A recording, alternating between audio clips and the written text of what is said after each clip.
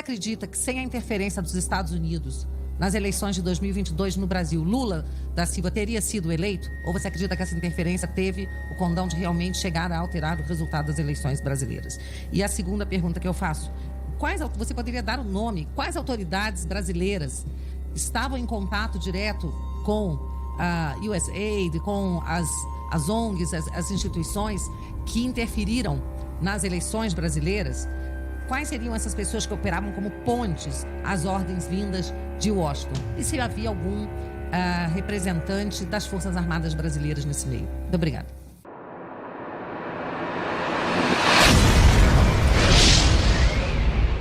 Eu já enfrentei criminoso com fuzil e sei o que é trocar tiro com vagabundo, sei o que é perder um colega de trabalho, sei o que é ir no cemitério e ver a família de um policial chorando e vocês do Direitos Humanos não fazem nada. Deus, pátria, família e liberdade. Eu não tenho conhecimento sobre os aspectos do evento de 8 de janeiro em relação à interferência estrangeira da parte dos Estados Unidos ou de outra parte. Certamente, nos Estados Unidos, com respeito ao 6 de janeiro, houve várias sérias questões sobre o governo americano e o envolvimento por meio do FBI, o Departamento de Segurança e o Departamento de Justiça. Há muitas questões subjacentes, provavelmente ali, além do escopo já direcionado sobre o papel extraordinário que foi do governo americano recrutar essas redes. Inclusive, no mês anterior, o governo americano teve por meio do FBI, o ETF, recrutaram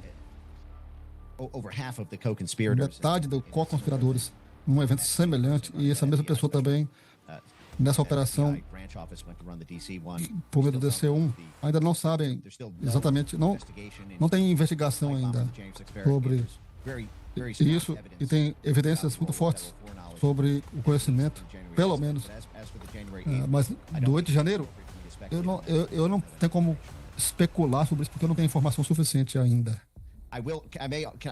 Mas talvez, no entanto, eu possa talvez oferecer que muitas das pessoas envolvidas nessa rede, na censura por meio das ONGs americanas, eles tiveram um envolvimento direto do 6 de janeiro, as investigações do 6 de janeiro.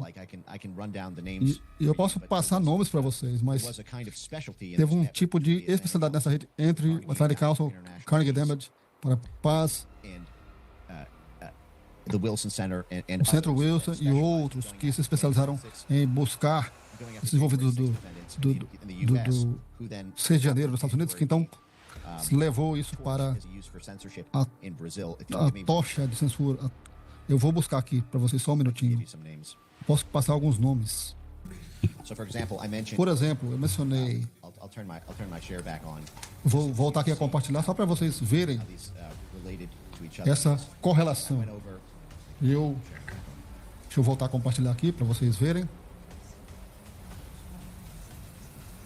So, we talked about the National Endowment for Democracy. Nós falamos sobre o National Endowment for Democracy and the Carnegie Endowment for International Peace, which are all e o Carnegie, financiados pelo governo americano, fazendo quase um cover, com a alegação que era uma ONG, mas com isso, falamos, por exemplo, essa operação do grupo pelo The Jackson, que chamou Elon Musk uma ameaça à democracia americana e brasileira, dos regimes do Putin e o regime chinês. Também a mesma coalizão da MED, que discutimos aqui.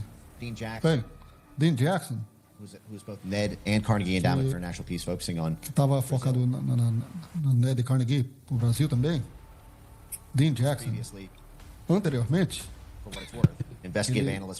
foi um analista investigativo do comitê do dia 6. Então, os censores utilizaram a mesma prerrogativa, mas eu não tenho provas ainda da CIA ou Força Especial Americana ou grupos de sindicato participando no tipo.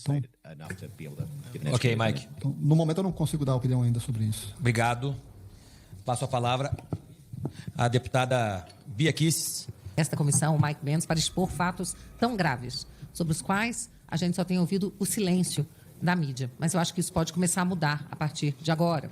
Já vimos até aqui algumas publicações de alguns veículos que estão dando a notícia da presença do Mike e das graves denúncias que ele está fazendo aqui. Mike, dirijo a você, faço duas perguntas bem objetivas. Primeiramente, você acredita que sem a interferência dos Estados Unidos nas eleições de 2022 no Brasil, Lula da Silva teria sido eleito? Ou você acredita que essa interferência teve o condão de realmente chegar a alterar o resultado das eleições brasileiras?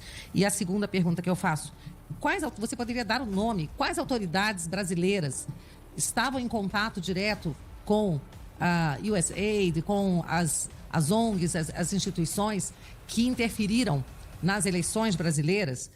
Quais seriam essas pessoas que operavam como pontes às ordens vindas de Washington? E se havia algum representante das Forças Armadas brasileiras nesse meio? Muito obrigada. Sobre sua primeira pergunta, You can take it straight from the horse's mouth. você pode pegar isso direto da fonte. O CEO da Miden, que desenvolveu aqui um spyware do WhatsApp com 5,7 milhões de financiamento do governo americano, trabalhou estreitamente com o governo americano por meio dessa rede em relação ao departamento dos subsídios da USAID, que foi um chefe da Confirma, do consórcio da Confirma no Brasil. Embora seja empresa americana com um spyware americano, e ele se orgulhou, se gabou como uma pessoa que foi responsável pelo grupo no Brasil, o americano responsável pelo grupo de censura nas organizações de sociedade civil brasileira. A citação dele foi: tem pelo menos uma chance plausível desse projeto de censura, um resultado tangível nessa eleição extremamente contestável. Essa foi uma citação direta das pessoas envolvidas. E isso é só uma fatia disso. Tá? Se você acrescentar isso com todo o restante, é difícil ver um desfecho contrário a isso. Oh, and your second question. E na sua segunda pergunta, por favor, me lembra, por favor, você falou algo sobre o militar? Repita, por favor. Eu perguntei se você pode nos dizer quais foram as autoridades do regime brasileiro que operavam como ponte para as ordens vindas de Washington e se havia algum representante das Forças Armadas brasileiras dentre essas autoridades. Oh, on the armed forces side, I don't. That's a great question. Excelente pergunta. Eu acho que há referências no Financial Times, no artigo da Financial Times, mas eu não consigo falar assim com exatidão sobre essa referência, mas eu sei que é importante ler lá, porque o lado militar disso é bem preocupante, especialmente quando você vê sobre o anexo ali, com ONGs financiadas e organizações financiadas do que eles estavam fazendo. O Conselho Atlantic Council, por exemplo, tem subsídio de $5 milhões do Departamento de Defesa americano, em locais como o Wilson Center, Carnegie, vários subsídios também do lado militar. Eu teria que imaginar que há nomes, só que eu não tenho eles aqui de cabeça. Obrigada. Então, Michael, eu vou passar aqui, deixar que os colegas possam fazer as suas perguntas, mas te agradeço pela sua coragem. Você é muito... toda esse seu estudo, essa denúncia, é muito importante para o futuro do Brasil. Afinal de contas, hoje é crime no Brasil questionar o sistema eleitoral. E isso que você traz é uma verdadeira bomba que a gente espera que surta efeitos reais para as nossas próximas eleições no Brasil. Muito obrigada.